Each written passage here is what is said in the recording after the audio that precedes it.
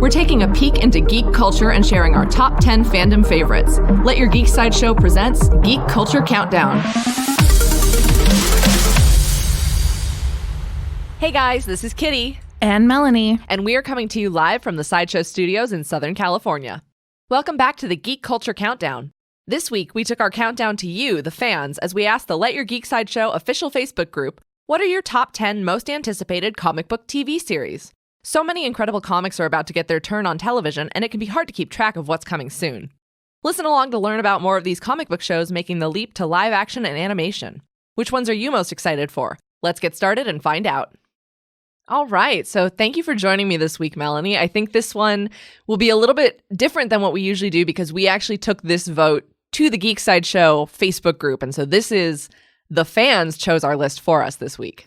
It's an interesting list. It certainly is. I think varied. The coolest thing is that there's a huge mix of streaming services and channels that all these shows are going to be available on. So I think the most exciting part of that is that no matter which one or two you subscribe to, there's going to be plenty of comic book television coming up. And this was a fun list. I mean, I had 30 options off the top that I wanted to put into our poll, and then we had to pare it down to 20 options, and then from that we picked the top 10. But there was just so much stuff that got left on the cutting room floor for this one. And these are shows that haven't premiered before. This isn't like second season. This is like brand new qualifications for the list. It's exciting stuff. So, you got number 10 on our list. Do you want to get us started? I do. I have Lobo on Sci-Fi. Woohoo! We're fraggin' serious. The baddest bastich in the galaxy made his live-action debut earlier this year on Sci-Fi's Krypton Season 2, but Lobo's riding his space hog all the way into his own solo series sometime soon.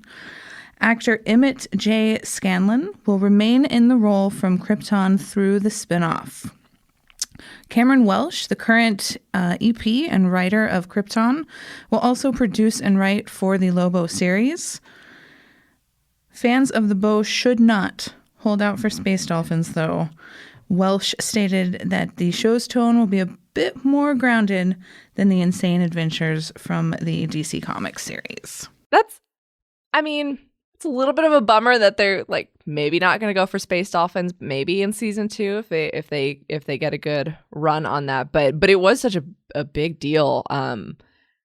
I don't even think the character had his premiere on Krypton yet, and DC was like, boom, guess what? Sci-Fi's going ahead with a Lobo series, which I think especially in a landscape where Marvel's got Deadpool, it would be good for DC to have their say anything character.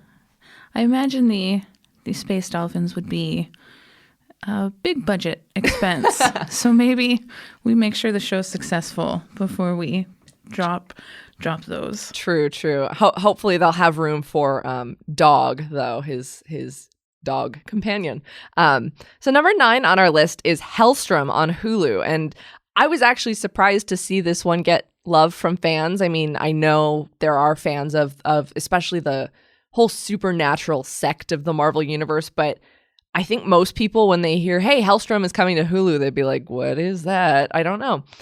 So Hellfire is going to be blazing on Hulu in 2020 because earlier this year, Marvel announced a slate of live-action series coming to Hulu, and that's the streaming service that currently hosts their Runaways show.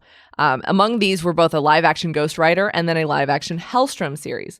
So Hellstrom is going to follow the siblings Damon and Anna Hellstrom, children of a mysterious and powerful serial killer. In this series, the siblings will pair up to hunt down and terrorize the worst of humanity, each with their own special skills and attitudes. And now it's fun because in the comics, I mostly know Damon Hellstrom because he was at one point romantically entangled with Hellcat, who, though she debuted in the Jessica Jones season 3, I mean, she's been in all the seasons, but season 3 of Jessica Jones brought Hellcat in. Her character's always been more supernatural. Like, she died and went to hell and then came back and got her powers and stuff. So I'm hoping that they keep some of that weird occult energy, but he is the son of Satan in the comics, and his sister's name is Satana, which might be why in the new series she's named Anna. And no premiere date has been set for Hellstrom just yet, but Jeff Loeb, head of Marvel TV, who has ushered in all of those television projects so far, will be executive producing the series once more.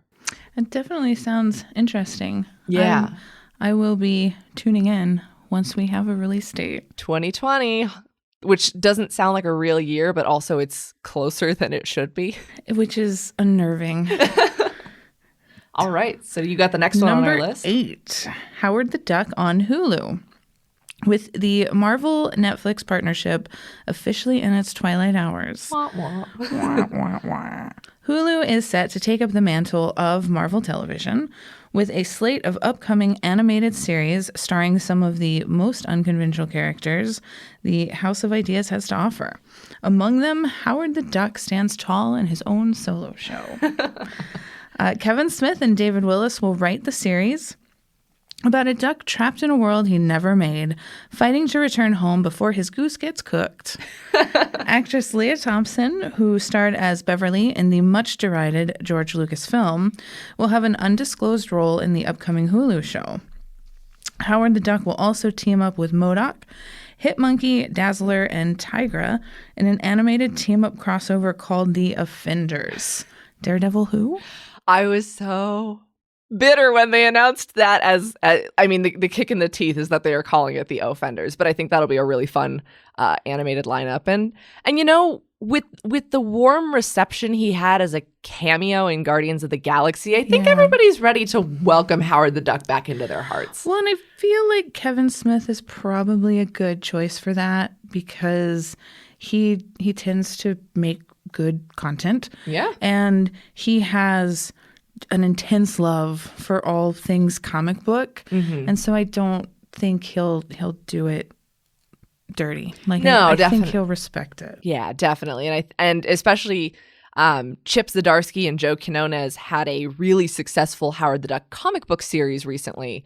And it just brought back the people in a time where we've got, I mean, Deadpool has exploded and everybody loves Squirrel Girl. Like, I think we're ready to have some of those sillier characters in the mix with some of the more intense characters. But I'm very excited to see Howard the Duck, and I'm glad that Leah Thompson is excited too, because she's been kind of campaigning for like, hey, Marvel should do something with Howard the Duck, and I would like to be involved. And I'm like, you know what, Leah Thompson, I respect you so much.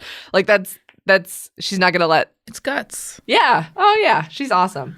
So, number 7 on our list, as voted by the fans, is Locke and Key on Netflix. And this is a series that has had a couple of these series, but especially this one, it's had a long road to get to live action. And we still haven't seen too much from it yet, but as Variety and Deadline and all these cool news sites report on the stuff, and of course Geek Sideshow reports on it because we're a cool news site too, it seems like the gears are turning for Locke and Key.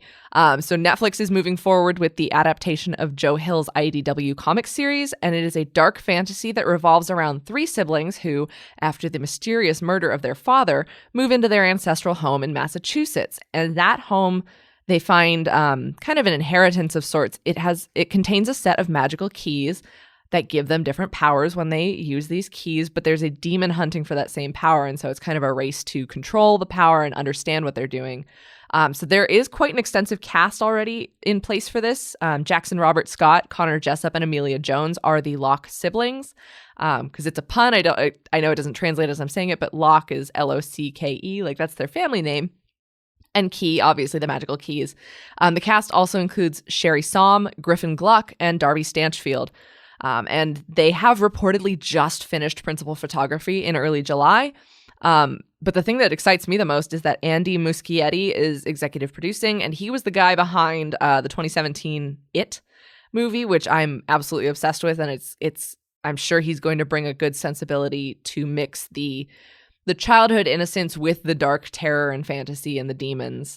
So it's going to be dark and creepy as it needs to be. And there's currently no premiere date for Locke and Key just yet, but I'm sure now that principal photography has wrapped, we'll start to hear a little bit more, maybe see some first look images. Because Netflix is putting, I mean, rest in peace, Marvel Netflix, but Netflix is really putting some weight behind comic book TV series. Umbrella Academy was a great hit for them. Fantastic. And that was a Dark Horse book series, and so it's cool to see that we're still going to get superheroes, and Marvel's still got their characters in the mix, but the fact that Netflix is going for some of the more unconventional properties is really pretty cool. Well, I think all those, the MCU and the DC universe kind of opened up, they gave you all the traditional, conventional comic book characters. And people went, oh, this is interesting. I will have more of this, please. Yes. And so there's a market for this because it's not just the nerds and the geeks who can have access to this stuff. Because for me, in trying to get into different comic series, some of these things are so old and storied that you can't just jump in necessarily. And it's difficult to find someone that says, no, start here. And so this gives everyone a no, start here kind of gate. Yeah. And I also hope that it'll inspire new readers who think, okay, I don't do caped superheroes. Like, that's not my thing. So I'm not a comic book person, but somebody who watches Umbrella Academy, which was arguably superhero stuff, but it wasn't your men in tights with bright red costumes and stuff. But it's just they're like, oh, I really liked this.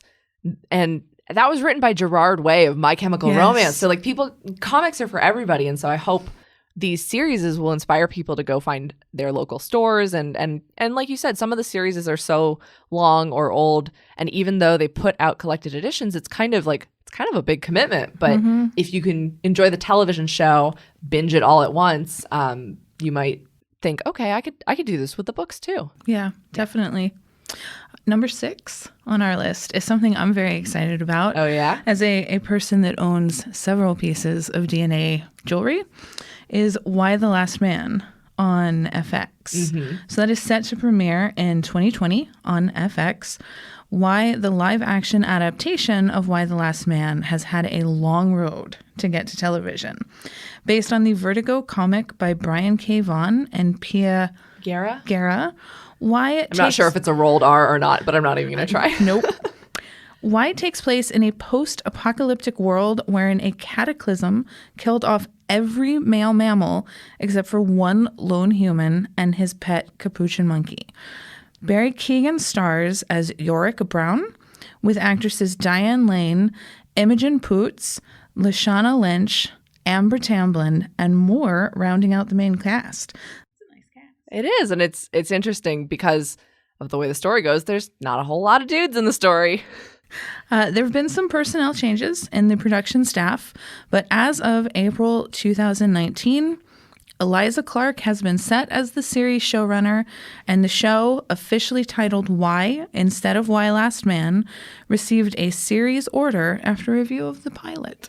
Which is great, because I've noticed a lot of these shows also that I kind of hear about a little bit and I get excited for.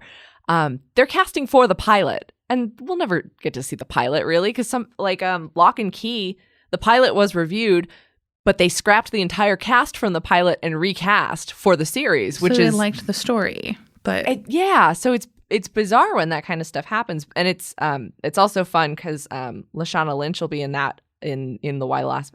I will always call it Why the Last Man just because Why is just it's a cool stylized title, but Lashana Lynch was in Captain Marvel. And so like a lot of these and a lot of other ones on the list here have actors who've been in other superhero media. And it's cool to see that they kind of keep it in the family with the comic book stuff. Right. I just think I think that's great for introducing people who are like, oh, I'm not so familiar, but they can jump from work to work and keep track of their favorite actors. So, number 5 on our list, as voted by the fans, is another Hulu. It's the follow-up. It is Ghost Rider on Hulu. So for fans that didn't get enough of him on ABC's Agents of S.H.I.E.L.D., Ghost Rider is going to be wheeling into his own television series based on the Robbie Reyes adaptation or version of the Marvel hero, most recent Marvel hero to take on the mantle of Ghost Rider. And according to a report from Variety, actor Gabrielle Luna will once again suit up as the Spirit of Vengeance, who drives a flaming hell charger and is supernaturally bound to a demon. But they specifically called out the fact that this series will have a brand new storyline completely independent from the Agents of S.H.I.E.L.D. So it's interesting in that you can follow, if you really enjoyed that character, you can follow him over, but it will be completely distinct from Agents of S.H.I.E.L.D. It's not a continued universe or anything, but I think it's great that first of all, that it's the Robbie Reyes version. He is such a fun modern Marvel character. He's pretty big right now. He's a part of the main Avengers. But but just to bring that version, and his flaming Dodge Charger is so cool. And the because most Ghost Riders have like the skull design, but what they did was really cool with this design, translating it almost pretty faithfully from the comics, which is hard. I guess it's easier if you're doing CGI and stuff, but his skull appearance also kind of takes design elements from the muscle car, and so he's not just a straight skeleton. He's like this man machine kind of Ghost Rider, which is really cool. Yeah, and so I'm super excited about that. And Ingrid Escajeda will serve as both the showrunner and EP, and of course Jeff Loeb is going to be EP as well. And Ghost Rider doesn't have a premiere date this time, but along with Hellstrom, it's set to hopefully debut 2020 on Hulu, which will be really cool. And it's interesting because Hulu experimented with The Runaways, where the first season they parceled out each episode. And so it was almost like a serialized television show. But for the second season, they're like, whatever, we're going to drop all the episodes. Yeah, just binge it. So I'll be interested to see what they do with both of these upcoming Marvel shows, whether the weekly format works better or just give it to you all at once. So that is number 5 on our list, as decided by you, the fans. Number 4 is Hawkeye on Disney+. Though Marvel's Infinity Saga may have come to a close, tear. Many of the MCU's biggest stars are getting another chance to suit up on the small screen. Among those is Jeremy Renner's Hawkeye, who is getting his very own self-titled limited series on Disney+, the upcoming streaming service. Which I'm so excited for, by the way. I'm like, I don't need another streaming service, but oh my goodness. But I'll do it. I'll do it for Disney. I don't need it, but it's happening. According to a report by Variety, the show will see Clint Barton pass the Hawkeye mantle to Kate Bishop, his comic book protege, and a well-known member of the Young Avengers. At this time, there's no word on screenwriter, Kate Bishop casting, or a premiere date. Hawkeye joins other MCU-based series like Loki, WandaVision, and The Falcon and The Winter Soldier. The WandaVision title always makes me laugh. I'm pretty sure that's the official title right now, but it's a little bit of a strange one. But one of the fans in the Facebook group did call out, because there were so many titles we had to cut from the list, we kind of only picked a few on the poll to represent almost the entirety of the Marvel slate. Because I almost am 100% sure that those 4 would have just completely dominated the list otherwise. So we Hawkeye is standing in, but I'm sure everybody's equally excited for Loki and especially the Falcon and Winter Soldier after. I'm really excited after what we saw in Endgame. Like, I just love Anthony Mackie and Sebastian Stan. Yeah. So I will have more. I loved their almost buddy cop dynamic in Civil War. I know we didn't get to see too much of it, but just in the car, like, can you move your seat? No, like that was the best. It's that one is set to take place post Endgame. So I mean, these are 2 dudes who are going to be dealing with a world without Steve Rogers, Captain America, but now Falcon's going to take up the mantle, which I think is super cool. But oh my gosh, Disney Plus could say there's going to be a Marvel series about like Mjolnir being left somewhere that no one can pick it up, but like Thor's not even involved. It's just the hammer and people passing by, sitting in a courtyard. And I would watch it. Like I would watch any of these shows, and it's cool that they're both going to be limited, and it seems like they're sticking with their guns. Like I think WandaVision they said was going to be like 6 hours total or something. Or keeping it limited is good, but getting a little bit more time with these characters off the big screen is also great, because I think that's one of the things that made the Marvel Netflix stuff a success. Was that intimacy you get with the characters, because you get a couple more hours and it's just their story. It's not a huge team picture. So you get to learn a little bit more about them specifically. Mm-hmm. You know, not that we mind jumping from Iron Man to Cap to Hulk to Thor to Hawkeye to Loki, but, you know, getting to focus just on Wanda and Vision and their relationship is... Yeah, and that'll be fascinating, because theirs is one of the most complicated relationships in the comics. And so I wonder how much of that is going to carry over. And then, of course, I get excited because Kate Bishop is one of my all-time favorite Marvel characters. And I hope, because there was some talk that people were like, oh, it's just going to be Lila Barton. It's going to be his daughter who's taking it. But there's a certain beauty to actually having Kate Bishop and keeping her backstory intact. She's a privileged rich girl, but she's not without her troubles.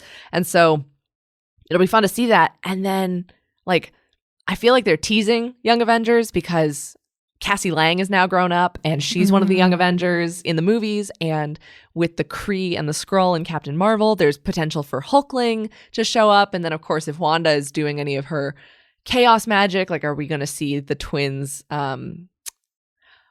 Wikipedia called them William and Thomas, but it's Billy and Tommy, and as Speed and Wiccan, like William and Thomas. But it's just like we have all the pieces now in this new Marvel landscape, and someone could pick up the man because Far From Home is like, oh, somebody else needs to be Iron Man, and we can get Ironheart. She's a member of the Champions, not necessarily the Young Avengers, but then we could get Iron Lad. We could get someone who takes up the mantle of Iron Man in his stead. And so I'm like, I hope we get the Young Avengers. That's what I'm buying in for. I'm like, I want the new Avengers with Captain America, Falcon, and I want the Young Avengers with all the darling children I love so much. All right. So on the darker side of superheroing, number 3 on the list, and this was interesting because a couple of these on our list actually tied. So I think Locke and Key and Why the Last Man had tied votes and stuff, but we just kind of ordered them. But once we hit number 3 on our list, that's when the votes really jumped up, and the top 3 were like by far and away almost triple the amount of votes as the other shows. Number 3 is The Boys on Amazon Prime, and of all our shows, I think this one is the closest one to actually coming out.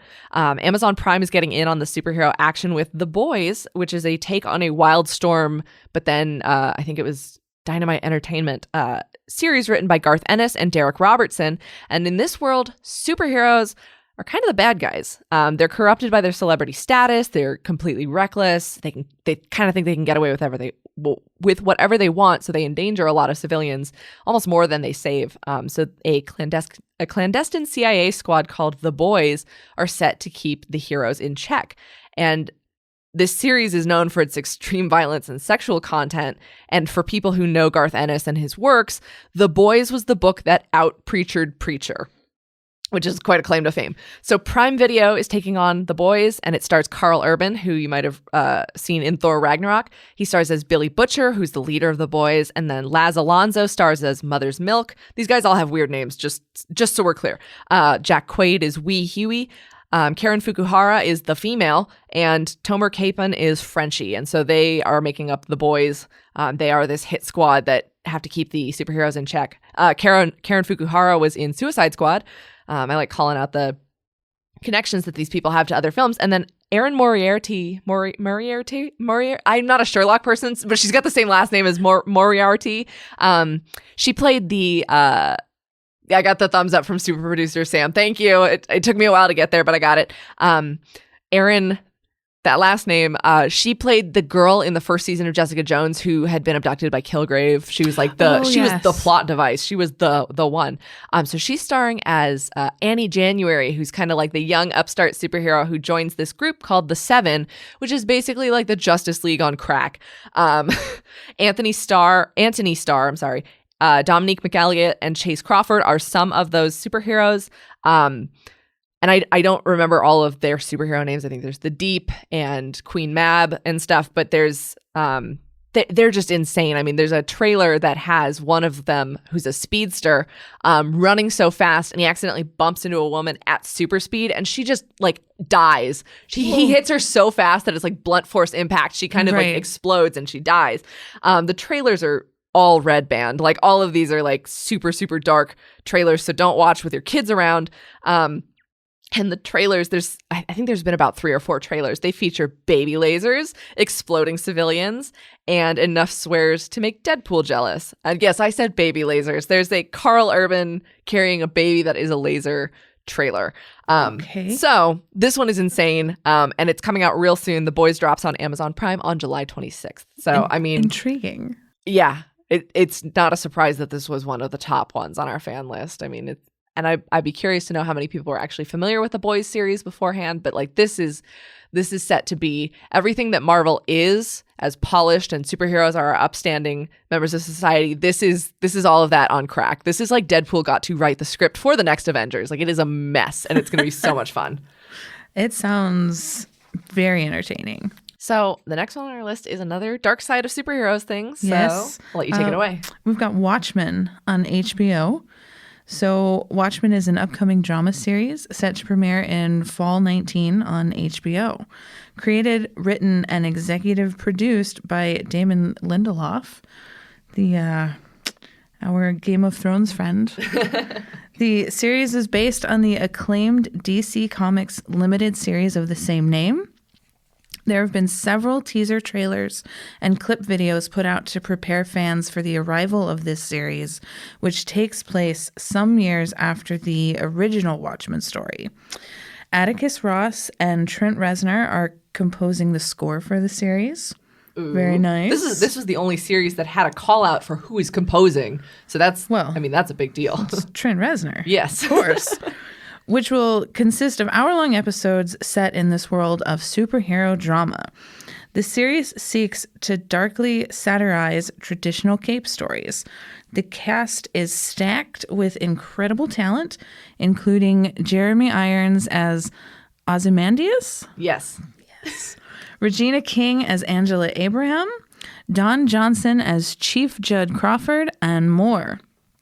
Teaser footage introduces a Rorschach-inspired cult, dystopian society, and vigilante action.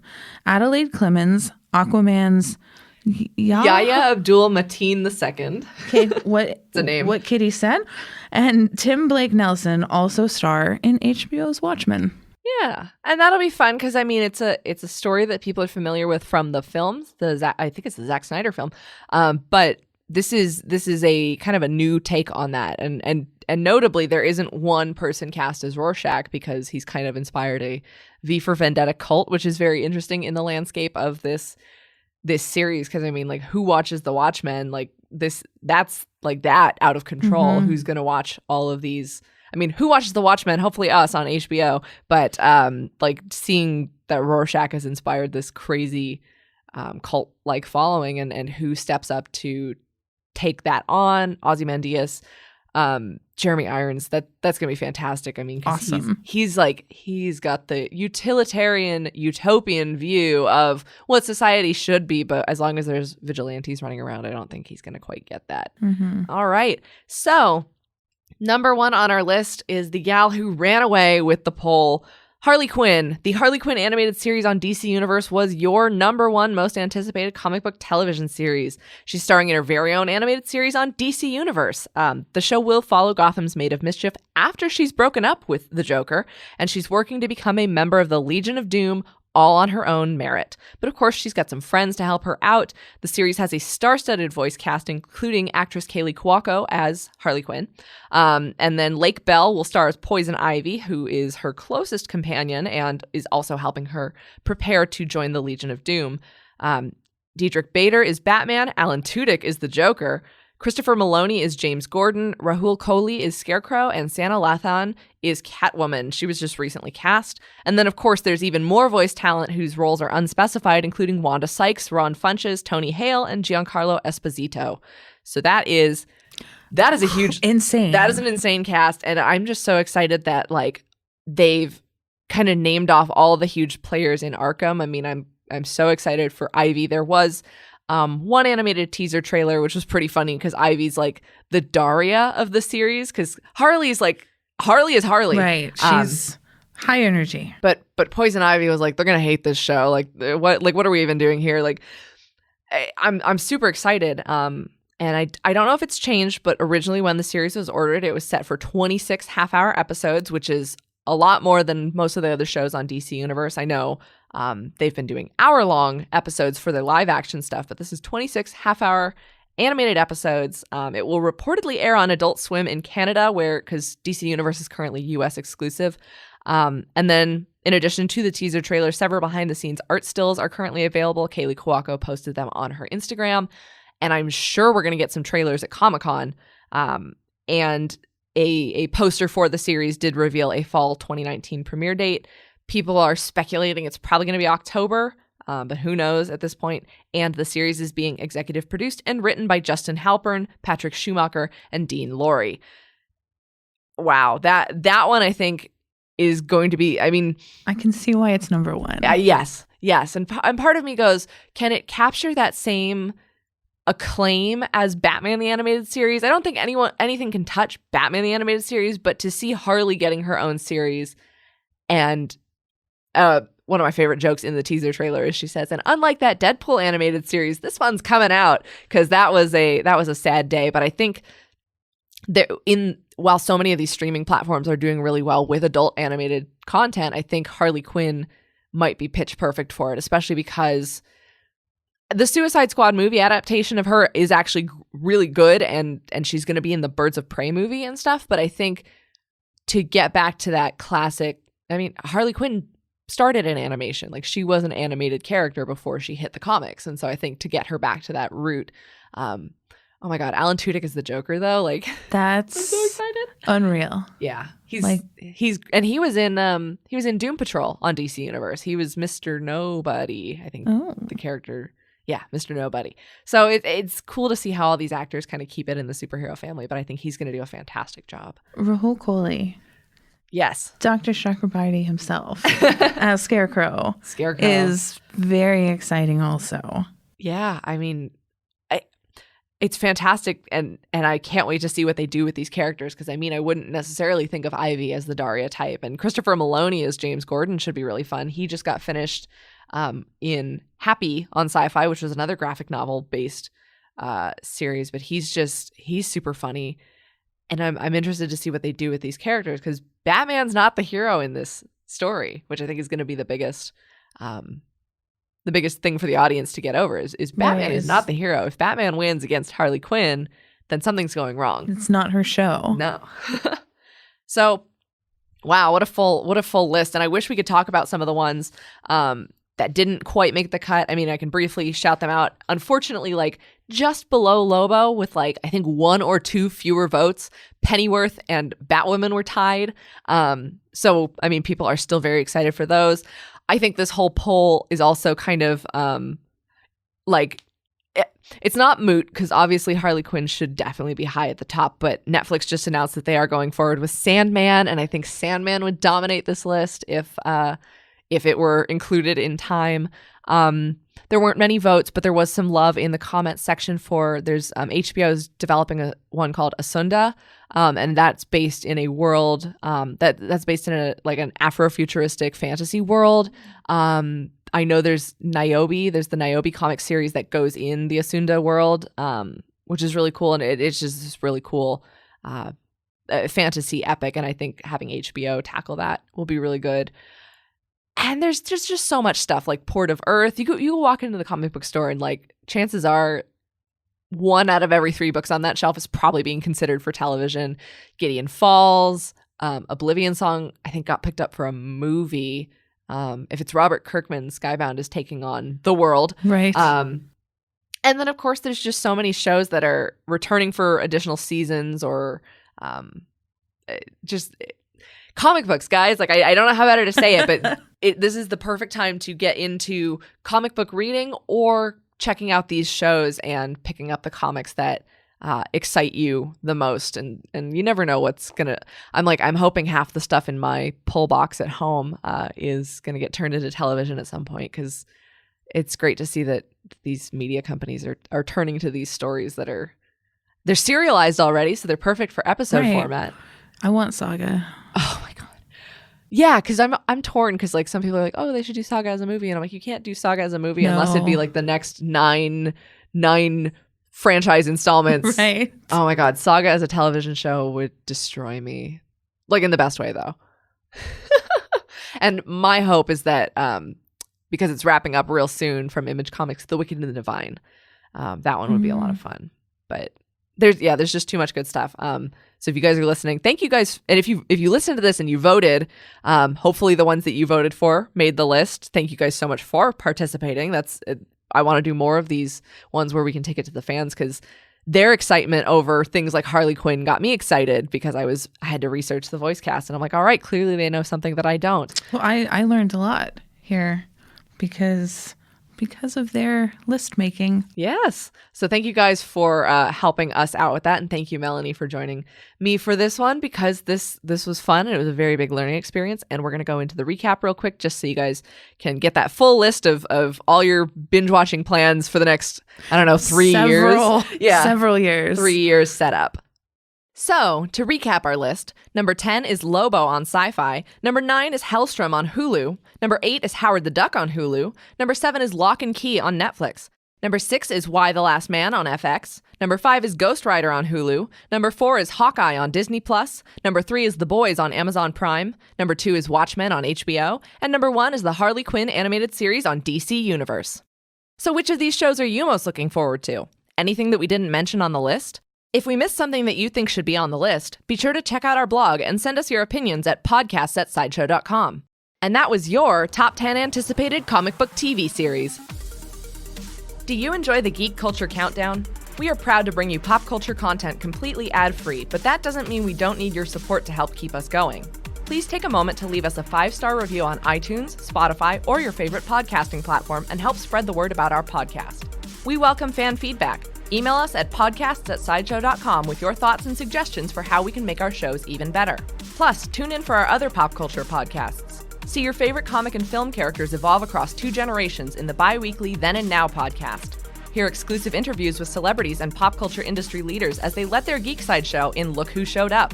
Then get all the latest pop culture news with our daily briefing, a 2-minute breakdown of all the biggest geek headlines perfect for your Alexa or Google News briefings.